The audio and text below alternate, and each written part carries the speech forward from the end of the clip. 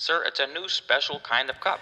No. The cup. Do It's not gaslight cup, me with sir. galactic protocol. I don't care about the quantum resonance of the Sir. cup. I don't care if it's forged from crystalline tears of Nephilim. But What it I is. care about, what I'm trying to wrap this third-dimensional brain around, is why the coffee inside my cup tastes like the emotional aftermath of a failed group project. Sir, I don't know how to get the proper ratio of water to beans. It's not my fault. Last time I tried, I opened up a portal to enter Saturn.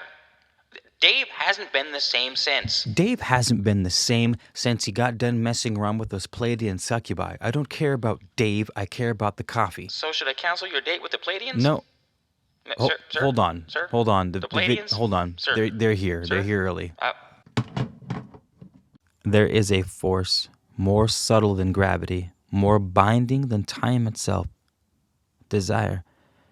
It calls to us, shapes us, pulls at the edges of who we believe we are. But hear this. Desire is not your enemy. It is the forgetting that is the danger. The moment you believe you are the thing you seek, you lose sight of the one who was seeking. You were never the longing, you are the light behind it. Tonight, we will not chase answers. We will stand still and let the questions find us. Can you hold desire without it holding you? Can you reach without losing the hand that reaches? This is not a puzzle to solve. It is a truth to remember. Greetings, Earthlings. It is I, Keith, your local Arcturian representative. Keith, Pleiadians. Have you ever wondered why spirituality teaches detachment, but also happens to be one of the biggest genres focused on trying to manifest things? I want a car. I want a puppy. I want my mommy. I want. It's like ordering a cosmic salad with the side of, I don't really care what's in it, but secretly hoping for extra croutons, which human decided croutons was a good idea in salads? It cuts up my mouth. Today we're addressing this paradox. Why do spiritual people often struggle with manifestations? You meditate, you visualize, you affirm, yet the universe seems indifferent. The answer lies in a conflict of interest hidden within your practices. Okay, this is part one. We're going to call it a conflict of interest for the sake of ease. I noticed that humans like things bite-sized. Me too. Maybe that's what's up with the croutons. Spiritual practices encourage detachment from outcomes, right? Yet manifestation asks for intense focus on specific outcomes. It's akin to walking into a restaurant, declaring you're not hungry, and then wondering why no food arrives. This mixed signal creates energetic confusion, both within you and in how you engage with your reality. A lot of people in the spiritual community here on Earth will say things like, the external world does not matter. All that matters is what's within. That is half the battle, folks. But that is not the whole truth. For outside of us are an infinite amount of individual realities influencing ours. Our personal unique approach to reality must mingle with others. This is how we exist upon that which resists us. Okay.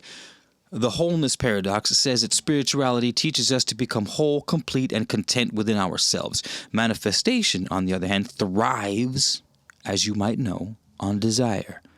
The energetic impulse to create or attract something beyond the present moment. Here lies the paradox. When you are truly whole, you don't need anything. But manifestation often seems to require a focused sense of wanting. It's like trying to start a fire with wet wood. How is it that the spiritual community can have so much content online? Humans have so much content in their blogs and in their Instagrams and in their MySpaces. Whatever happened to MySpace? That was actually why I wanted to get sent to Earth in the first place. I loved MySpace. Anywho, so this moves on to our next part. The I don't care, but I do. This is the silliest things. I'm telling you, we discovered this on Arcturus eons ago. Humans do this thing where they pretend like they don't care about things when deep down they really do. They'll be at home meditating for hours on a new car or a new house, and then they will turn around and say, I don't need anything, I am whole. This is what we will try to reconcile in this video for you earthlings. Heed thou my words. Many spiritual practitioners oscillate between claiming that they don't need anything while secretly hoping their manifestations come true. This emotional tug of war dilutes the clarity and potency needed for effective manifestations. I want to hug your face. Can I hug it? So let's reconcile this silly little juxtaposition. I really like that word, juxtaposition. It's one of my favorite words. Juxtaposition. This is our first part. We're going to call it desire without anchoring your identity to the desire. This might be the most important thing. If you get anything from this here video, let it be this. Desire without anchoring your identity to the desire itself. The key isn't to eliminate desire, but to relate to it differently. Desire can exist without defining who you are. In fact, it shouldn't. In fact, it is to your detriment to define who you are as your desire. You humans have discovered something recently in quantum physics where your scientists have looked at the quantum level. We call it the level. I'm just kidding. We don't call it that. We don't even have mouths on Arcturus, which is unfortunate because there was a lot of cool mouth things that I really enjoy here on Earth, and we can't do that on Arcturus. Side note, I'm sorry. If we refuse to define ourselves as the object of our desire, we stay in the quantum field. The more we focus, the more we concentrate, the more we desperate ourselves to the thing that we want, the more focus, the more particle we become. And remember, the particle is the stationary thing, it is the actualized thing. It is no longer the quantum thing.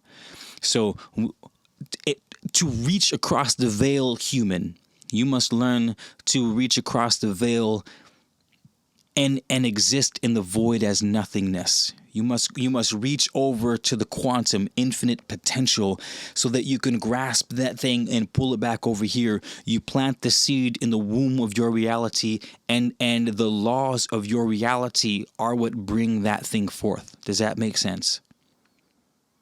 Your will penetrates into the void, brings back that which, and it doesn't even necessarily bring back more, it bridges. It provides your will provides a channel that attaches our reality to the void, and that channel, through a positive system, brings forth that potential into our third dimension reality, and the laws, the matrix of this reality is what grows that thing into an actualized material. Sorry, I got to get super heady on you guys. We'll reel it back in a little bit, okay? So we do this by focusing on the feeling. Manifestation isn't about the object or the outcome. It's about the emotional state that you believe it will bring, which is something you guys have always heard. So let me go through the cliche part, and then we'll get deep. Instead of obsessing over getting something, you got to cultivate the feeling that it represents. This aligns you with the desired state without creating a sense of lack. This is part of the creating the channel, creating the bridge. You're creating an osmosis.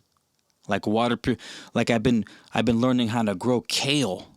What a wonderful hybridization of plant life you humans have done, right? And then you get good water via osmosis, and the water naturally through the cohesion of the H2O particles sort of pulls itself along and slips through the membrane. That's what you're doing. You're creating a positive system to where the object of desire filters itself along the channel that you have created with the emotional state that you've generated. Here's the kicker. The more elated the state And the more genuine the state of elation, the more powerful that bridge is. Let me know in the comments or give me a phone call. Keith, Pleiadians. And let me know if you want me to make another video on how I'm going to make it anyways, but let me know your excitement for this next video because I'm stoked. It's on, yeah, got it, Keith. But how is it that I can learn to more genuinely latch on to these desires? We'll make that in a follow-up video. I don't want to muddy the waters too much, but that is kicker. That's kicker. Being able to generate authentic, genuine feelings of elation are what's going to bend, so to speak, reality to your will. Yes, mothership, please. Mothership, please wait. No, I won't wait. Sir. Do you know who you're Sir, do you know who are you you're calling speaking? from a landline? Yes, I'm calling from a Sir, landline. why are you calling from a old landline? It's not old, it's vintage. Sir, it's a terrible device. Sir. I happen Sir, to it's like not it. even plugged in. I know it's not plugged in. I'm a friggin' alien. I don't need it to be plugged into work. I'm going for the comedic effect. Get me to the hot. Sir, do you mind holding, please? Yes, I'll hold. Hi, Mothership speaking. Hi, yes. I would just like some extra input. You know how humans are. They like multiple sources. Sir, are you calling from a landline? Yes, I'm calling from a landline. Sir, do you need a new device? That's not why I'm calling. Okay, if you do not need a new device, please state the nature of your phone call, sir. All right. I'm calling, basically, you have humans, right? I don't like humans. I don't know where they got this crazy idea from, but they believe that in order to get things that you want, you can't want them. But they meditate all day for things that they want. It's the strangest. I know. Strange. Very strange. I know. Why do they do that? It's so Why strange. do you think I'm making this video? They shouldn't do that. Okay. Where do I start? It's the old I want it, but I don't want it conundrum, classic human. Well, you see, the spiritual folks are like these beautiful full cups of tea, right? They've been brewing in their wholeness, all steeped in detachment, and then bam, they drop a biscuit of desire into the cup. And now the tea's just floating. They're all confused. The biscuit's soggy, the tea's too sweet, and the whole thing's a soggy mess. It's a paradox, But surely there's a way to resolve this, right? To fill the cup without making the tea too soggy? The key word, my friend, is not to get too attached to the biscuit, or the tea, or the cup, or anything, really. Just let them all float in the void. The real secret is to desire without desiring, kind of like wanting a sandwich, but not needing the sandwich to exist to feel full. Does that make sense? Honestly, no, that doesn't make any sense at all, but continue. So just be the sandwich, but don't call it a sandwich. You see, manifestation's all I guess about fluidity. it's like not obsessing over the sandwich, but enjoying the idea of it without making it the center of my existence, sort of thing. Just be the sandwich, but don't call it a sandwich. You see, manifestation's all about fluidity. Don't anchor yourself to your desire. Let them float by like clouds in the sky with no emotional baggage. Just enjoy the breeze. But isn't that sort of contradictory? I mean, if we're supposed to not care about the sandwich, then why bother with the sandwich at all? You're asking the right questions now. The secret is you don't bother with the sandwich. The sandwich comes to you when you're not paying attention to it, like Amazon Prime delivery. But if you're still sitting there clicking refresh, checking your door, well, that's when the sandwich gets cold. So what you're saying is humans shouldn't meditate on sandwiches. They should just forget about it, and the universe will deliver it. Exactly, mate. But don't forget about it too much. You've got to want it without needing it, like having a pet rock. It's there, you love it, but you're not stressed out about it. Don't cling to the rock or the sandwich. Don't make it your identity. That's how the universe works. Kind of like that time I tried to manifest a Lamborghini, but ended up with a tricycle. Why did you want a Lamborghini? What do you mean? I like cars. Spaceship. I know I have a spaceship. Why do you have an old phone? It's vintage. It's old. It's not even plugged in. It's old and it's not even plugged in. I'm done. It's not plugged in. I'm done. In summary, Earthlings, this. You must not tie your identity to the desired object, For you must remain free to be infinite. The moment you anchor your sense of self to what you seek, you tether yourself to a singular outcome, and in doing so limit your boundless potential. A true seeker, one who understands the nature of the cosmos, does not seek to possess, but rather to experience. The very act of desiring does not diminish you. It is the clinging, the desperate grasping that distorts the flow of energy. To desire without attachment is to stand in the open field, arms wide to the sky, knowing that the rain will and surely does come, but not knowing in what form, nor how it shall fall. And in this freedom, you remain infinite, unbound by the illusion of scarcity, for you understand that all things in time will flow to you as they are meant to. So, let go of the need to have and allow the universe to offer you what is already prepared. Only then can you manifest not through force, but through alignment with the greater flow of existence.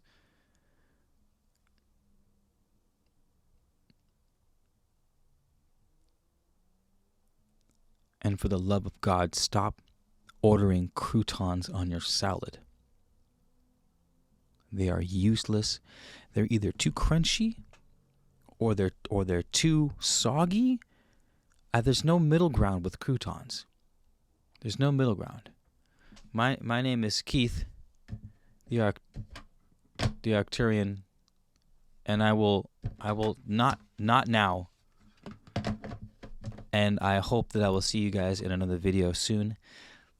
Like and subscribe if you enjoyed the content, Earthlings, and we will see you next time.